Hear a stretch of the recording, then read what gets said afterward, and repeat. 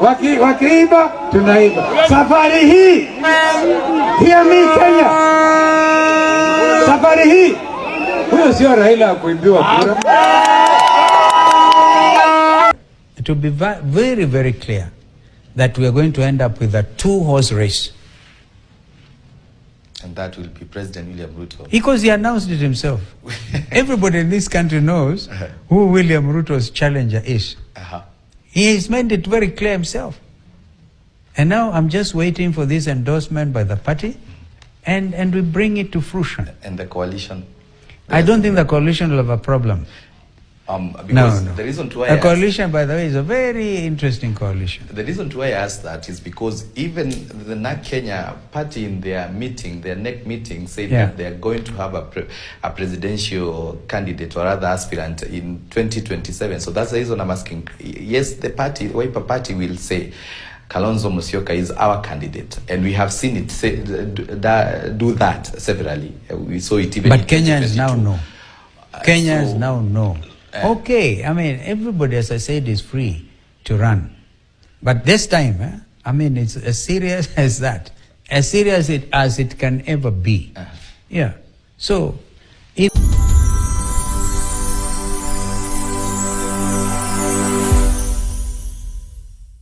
Ladies and gentlemen, welcome to FJ Media. For those people who have not subscribed to FJ Media, make sure you touch the subscription bell. After you have touched the subscription bell, YouTube will be automatically notifying you when we upload our latest video.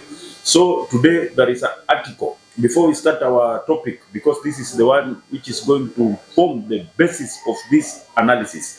So before we start our topic of today, there's an article which I read in the corridors of power. It says like this: party leader plots to jump out of bill. Still in the opposition circle is a party leader in the opposition outfit planning to dump his colleagues. Well, our sources have learned that the man sent his emissaries to initiate talks with a senior government official about a possible working formula ahead of 2027 polls. The man wants to use the talks as a bargaining chip among his colleagues to get their backing, failure to which he will join the government side. His handlers say that their boss will not back anyone and has vowed not to be in political cold after the 2027 polls. Ladies and gentlemen, I strongly believe Kalonzo Musyoka will work with William Ruto come 2027. Why am I saying those? Why am I saying that? Because people are not believing, because there were rumors were circulating before the handshake of Raila Amolo Odinga and William Ruto. There was a rumors which was saying that William Ruto and Raila Amolo Odinga, they were going to shake hands. And people were not believing.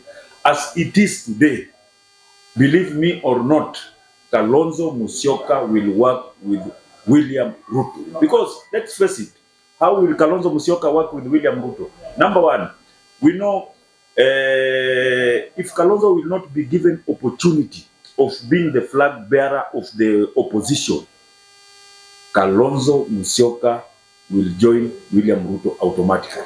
Because we all know there will be no expensive campaign ever witnessed like this coming election 2027. Because we all know Kalonzo does not have deep pocket, and we know this campaign will be very, very expensive. And even William Ruto knows very well. He's well organized, he's well planned, he's well organized, and he knows very well campaign, you must use money.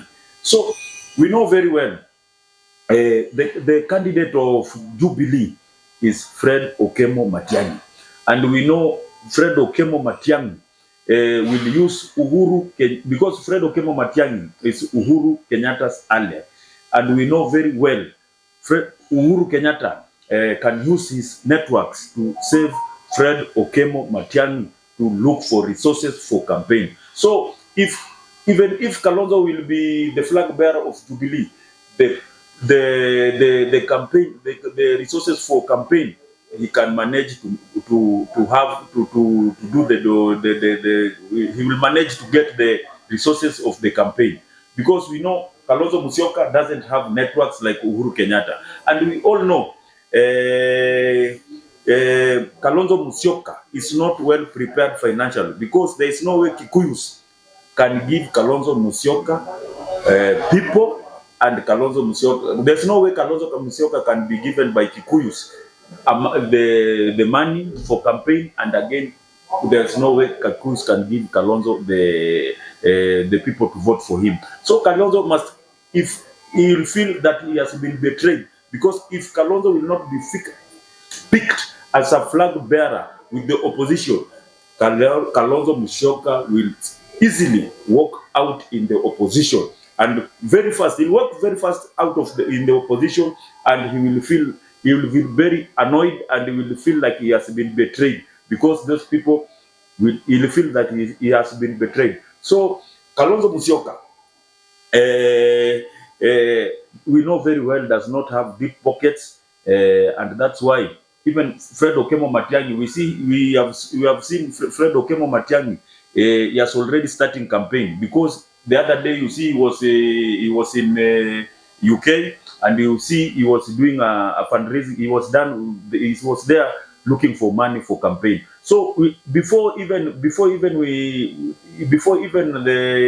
when he announced his presidential ambition, you have seen Fred Okemo Matiang'i has already started to traverse the country campaigning, and Kalonzo Musyoka, they have not started. So Fred Okemo Matiang'i, you have seen the other day he was in church alone, going to campaign, going to the church and campaigning. He was alone. So Kalonzo Musyoka, you have seen Kalonzo Musyoka, when he's going to campaign, he must accompany himself with Rigathi Gachagua, Eugene Wamalwa, because Rigathi Gachagua has deep pockets. So if Kalonzo can traverse he can manage to campaign alone, I'm telling you, that's when he can be bargaining to be a presidential candidate. So for those people who have not subscribed to FJ Media, make sure you tap the subscription bell, because this is the place where you are going to get the latest and hottest news like never before. Thanks. God bless. Bye-bye. See you in another video.